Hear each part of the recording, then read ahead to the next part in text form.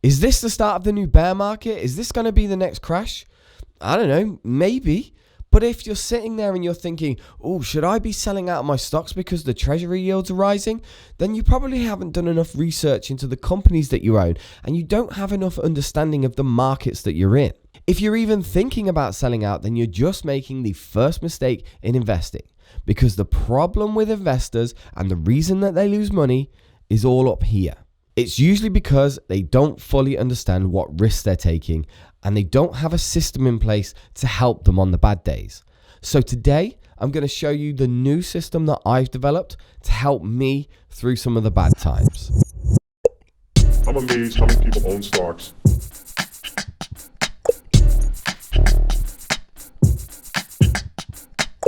I'm amazed how many people own stocks.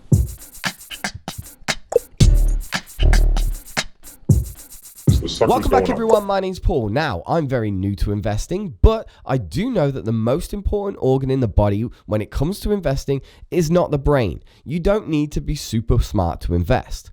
The most important organ in the body is the stomach. On these bad days, if you're going to sell out, then you probably shouldn't be in the markets. And I'm not saying you should never sell a stock or a company or an ETF. You need to decide what's good for you. You need to decide what fundamentals are important within a company. And then you need to decide, well, if one of them changes, should I be keeping it? And right now, there is a large sell-off going on in the stock market. And it's all because of these raising treasury yields.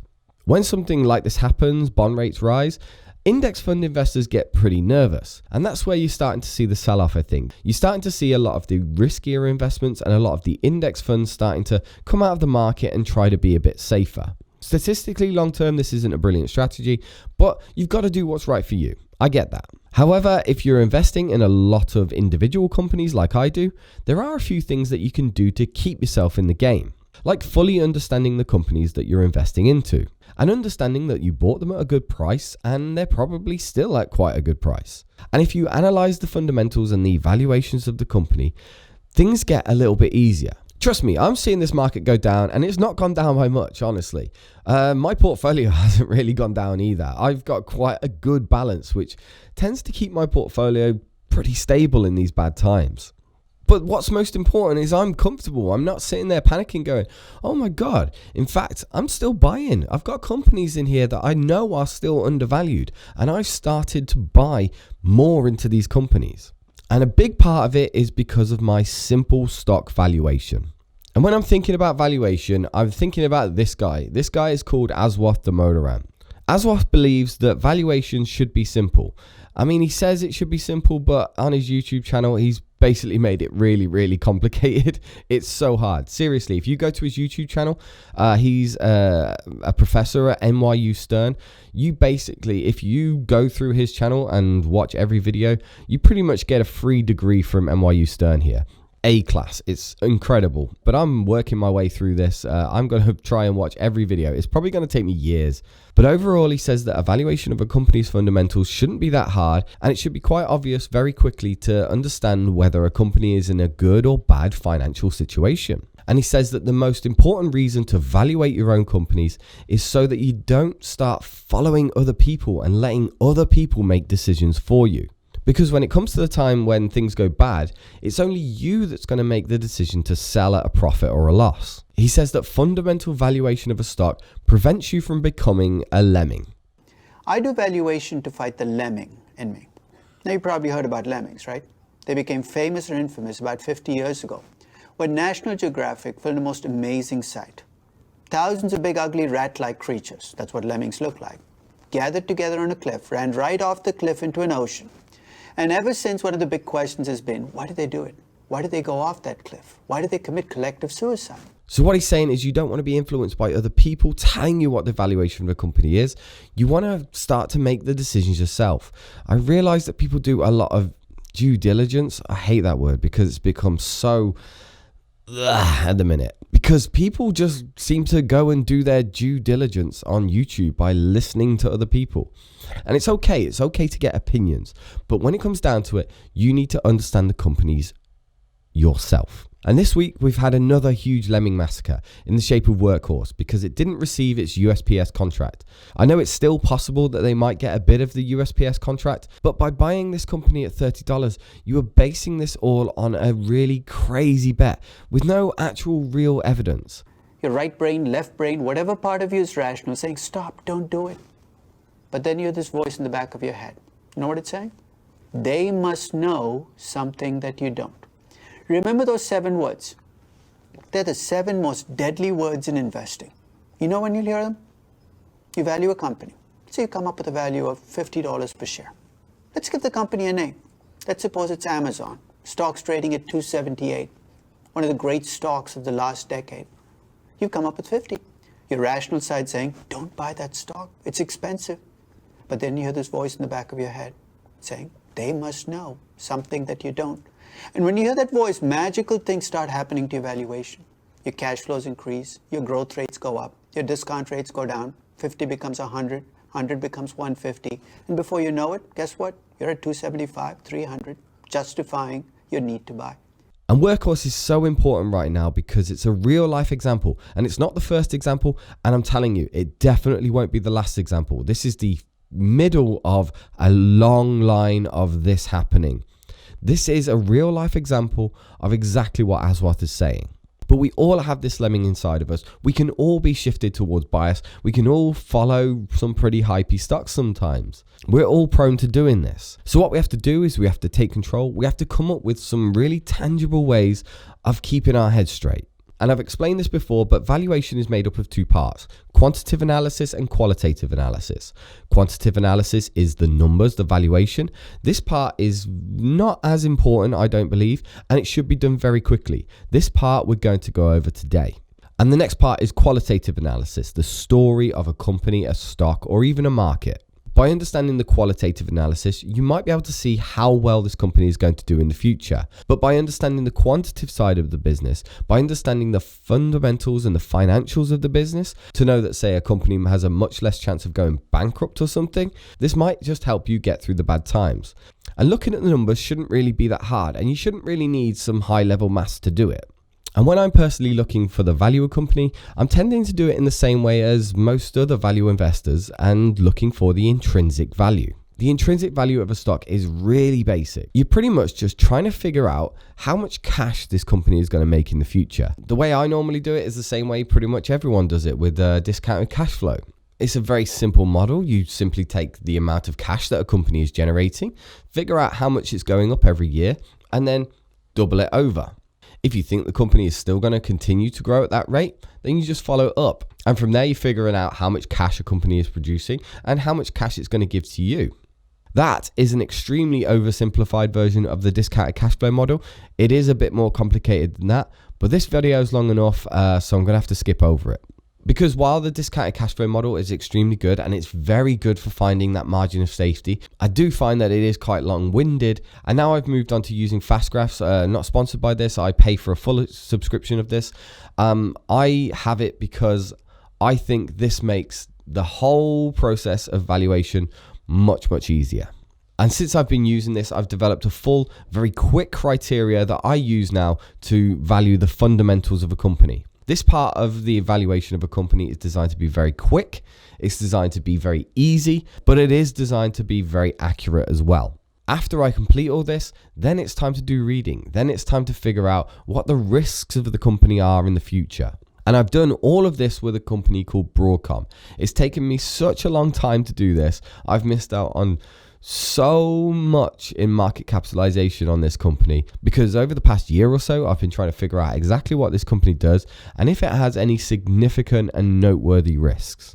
With this valuation on the fundamentals, I use fast graphs and fun graphs to try and figure out if a company is still cheap, basically.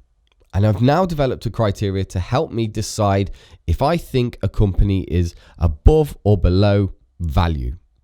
And I've decided on 6 criteria with fast graphs. Number 1, revenue growth. A company's product needs to be popular. People need to want to buy it. Revenue growth shows you that the company's product is in demand and there's a growing demand for it. The second is earnings growth, and I specifically look at EBITDA for this. This is because I'd like to be able to apply this formula to growth companies as well. By using EBITDA, I can get a good gist of how much a company is earning. Even if the revenue is going up very nicely, the company still needs to be profitable, and EBITDA is a good measure of this.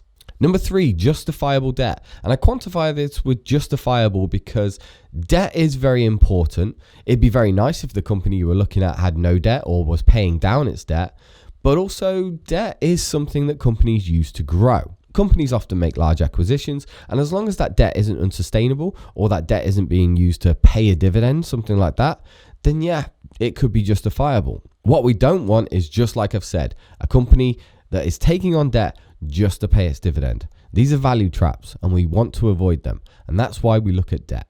Number 4 is the most important thing to a business: free cash flow. Sometimes I'll use owner's earnings depending on how quality the data is on the owner's earnings, but free cash flow is the most important. The most important thing to a business, the most important reason why you would own a business is so that you can get a slice of that cash. If a company is only just profitable and it's got no spare free cash to give back to its shareholders through dividends and share buybacks, or even have enough cash to reinvest back into projects in its company, then this company isn't likely to be going anywhere.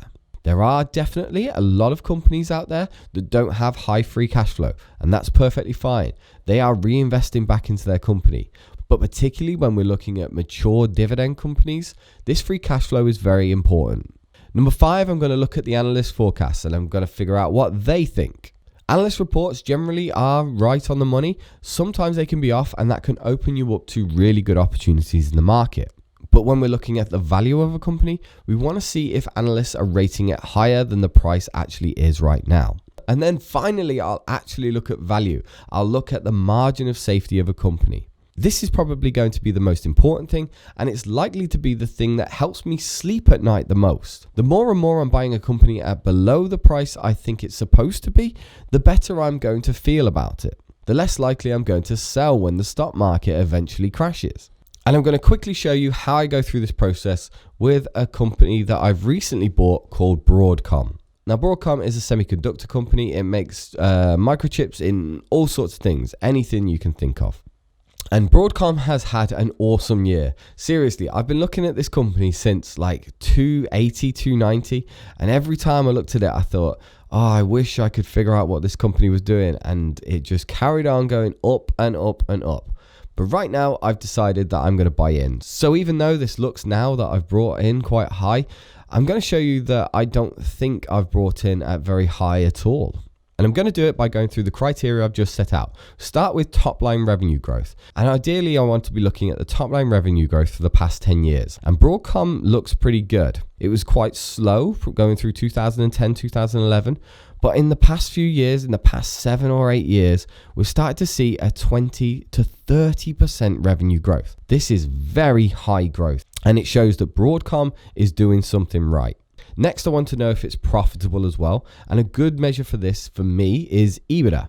And again, over the past 10 years, we're seeing massive EBITDA growth, 38% a year on average. And finally, I want to look at debt. And debt is a bit of an issue for Broadcom, increasing quite heavily over the past 5 years. But when we look into it, we can see that Broadcom is buying a lot of software companies as it tries to diversify into software. But in the future, if it does start to generate a lot of cash, you want to see it start paying that debt down. And just for clarity's sake, right here, I have looked into it and it is starting to pay off its debt. So that is a good, justifiable debt in my opinion. And finally, free cash flow, the most important part of a business. And this free cash flow graph is beautiful. Look at the 45% generation of free cash flow on average per year. So already just in the basics of the balance sheet, this company is ticking a lot of boxes. And after I've seen all that, I now want to start looking at valuation. And what I'm looking at right now in Fast Graphs is the free cash flow development over the past 10 years and 2 years of analyst estimates as well. And what I like in a company, especially when it pays a dividend of 3.15%, is that this orange line here, which shows the amount of cash that the company is generating, is outpacing the growth of the dividend. Very important because they can use that money to either reinvest into the company and keep itself relevant for the future, or it can use that money to pay down some of its debt. It's not just taking on cash and taking on debt to pay the dividend. Very important when investing in a dividend paying company. It has a 62% long-term debt to capital, which is kind of high. We know, though, that this is because it's made lots of acquisitions recently, lots of acquisitions over the years, really. So this is not surprising at all, and probably quite justifiable. The credit rating on this company isn't very high, though. That could be a worry to some people. As you can see, though, when we add price, we can see that the price of this company is far below the amount of cash that it produces. This is a very good thing.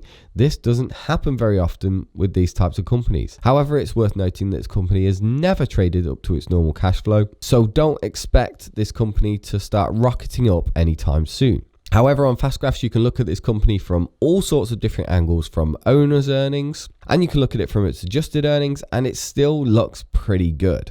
But just remember, buying a company isn't just about buying below this orange line. There's a lot more to it. This is the first stage in quite a large process, but this is a very good indicator in my opinion. Next up, I'm just looking at analyst estimates, and to be honest with you, looking at the analyst estimates, it doesn't look that great. There are a lot of analysts looking at this stock, 31 and 26. That is quite a lot. And they are saying that the estimated growth rate over the next couple of years, next year it might be 19%, but then it drops to 7% growth afterwards, which isn't very favorable. And when we're looking at this graph, we're looking at the growth rate of this company as viewed by the analysts. So by 2023, quite a lot of analysts believe on average that this company might be worth $453 if it stays at a PE ratio of about 15. This is good growth, it's not bad growth, but when we put the market price over this company, we see that according to analyst estimates, this company is slightly overvalued. And potentially we could lose a bit of money on this stock. I do definitely take into account what the analysts are saying, but I want to make up my own decision with the stock as well. So I can come to the Fast Graphs custom free cash flow forecaster.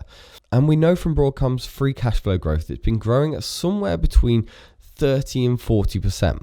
I think 40% would be a very high cash flow growth to maintain, but 30 isn't unrealistic. So what we can do is we can set the growth at 30, and just for safety's sake, I will keep the terminal value at 15, because Broadcom in general, even though it's a tech stock, has always traded at around 15 PE ratio. Now these terminal values down here are practically how popular a stock is going to be by 2026. The terminal multiple of a company is what I think the PE ratio, or the price to free cash flow ratio, is going to be in 2026. I don't personally like to go as far ahead as 10 years. I think that's just a little bit out of reach to predict. But on Fast Graphs, it allows you to go to 6 years, and I think that's actually a pretty good estimation time. I have a look and I decide, has this company done as well as I thought it would? And then I'll compare those last 6 years and I'll try and figure out in the same way the next 6 years. It's pretty simple when you think about it. And this terminal multiple at the end is how popular I think the company is going to be, and also how popular I think the sector the company is sitting in is going to be as well. And if I just take Broadcom's regular price to cash flow ratio at 15 and I apply the 30% growth rate, we actually get a really good growth rate over the next 6 years. That in a really good scenario, the Broadcom could be worth $1,994 by 2026. That would put it at just over $500 million market cap, and that would be a 31% per year gain. However, this is an extremely good scenario. We can make it better just by switching it to 19. Tech stocks will often trade at a much higher PE ratio, often around 19 or 20. And while this is very exciting that this stock could go up 30% a year for the next 6 years, this isn't the situation I really want to be looking at. I want to be looking at the worst case scenario to know that my money is safe with Broadcom. And to do that, I could make certain judgments on Broadcom's free cash flow growth. So let's say that Apple decides to go make its own chips. It isn't, because Apple has already signed up to a deal to pay Broadcom $15 billion for the next 3 years. That's pretty good. But let's say that Apple for some reason decides to go against that and Broadcom loses 20% of its earnings growth. And because of this bad news, the market now decides to value Broadcom at only a PE of 12. So we're saying now that even if over the next 6 years that Broadcom only achieves a 10% year-on-year free cash flow growth, and if the market does not have as much confidence in it in 6 years, that this company will still grow nearly 8% year on year. And I think it would take a lot of bad news for Broadcom to be brought down to a price to free cash flow of 12. So in this situation, which is really one of the worst case situations, that Broadcom starts to lose a lot of its customers, that Apple decides to move away from Broadcom for its products, this company to me still makes money in that situation. Which is why I've started to buy into it, even though the price has risen quite considerably since March lows. I feel like I'm betting on a good company with lots of free cash flow growth and quite a high margin of safety in the worst case situation. And this is all before I've even got to the dividend growth of Broadcom. I think dividend growth of Broadcom is going up by like 10% a year, something like that. The dividend growth of Broadcom is going up like crazy. I don't expect it to continue growing at this rate, but what we're catching here is one of my goals of what I call modern dividend investing, where we're trying to find companies that are maturing very well, but also not sacrificing capital gain at the same time. I think Broadcom is going to sit here nicely in my portfolio, and I think if the market starts to go down a little bit more, this is going to be number one on my list to buy a lot more of. And what I'm going to do from now is I'm going to go through all of my companies and figure out if these companies fit my new model. I know some of them, right off the top of my head, definitely don't. I think Pepsi and Coca-Cola are two companies that will not fit this model. In fact, I had McDonald's in here, and I've recently sold out of this company because I don't think McDonald's has the correct revenue growth. McDonald's is a scarily overvalued company, and if you just take a quick dive into its revenue growth, or lack of revenue growth, suggests that this company could be on a bit of a downturn, and debt is only going up. This is why I had to sell out of McDonald's. It's not a company that I wanted to be in anymore. And while I know it's a dividend growth company, I think it's a dividend king or a dividend aristocrat, whatever one of them terms are, I don't think that it fits into a modern dividend investing portfolio. My main aim in this portfolio now is to make sure that I've got companies in here that are going to grow their dividend long term, but they're still relevant to modern society, and the companies themselves aren't in a proper decay phase. And when I finally fill my ISA, which I'm hoping is going to be next week, then I can start going through my companies and resorting and maybe having a bit of a jiggle around. And I'm hoping to make my portfolio a lot more streamlined. I'm never going to sell anything at a loss. So companies like Pepsi and Coca-Cola, I'm probably just going to hold forever. Most of these companies are just down because of the poor dollar at the moment. Over the next few years, maybe the dollar will recover and I could start to get that money back. So I'm just going to hold on to these companies. I'm just not going to buy more of them. Thank you very much for watching, everyone. The investment app that I use is called Trading 212. If you wanted to start getting into investing, you can sign up through a link in the description below. If you sign up through that link, you get a free share and I get a free share as well. Feel free to check out the completely free Discord. It's been a great experience in there recently with the little blip in the markets over the past week. Everyone's been really supportive and helping each other and helping everyone explain everything that's going on. I think it's an amazing resource in there, and we're having great discussions on all sorts of different types of stocks, dividend stocks, growth stocks. There's even a big SPAC section in there as well. And feel free to check me out on Instagram. I'm always posting on there. I'm posting lots of memes. I'm posting when I've got new videos up. And I'm posting when I buy and sell stocks. So if you want to see what I'm doing day to day, you can find me on Instagram. And once again, thank you for putting up with me today while I've got this nasty cold. And if you enjoyed this video, please feel free to like, subscribe, and invest. I'm amazed how many people own stocks.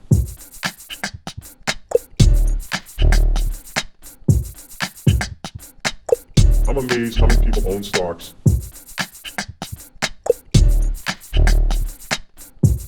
The sucker's going up.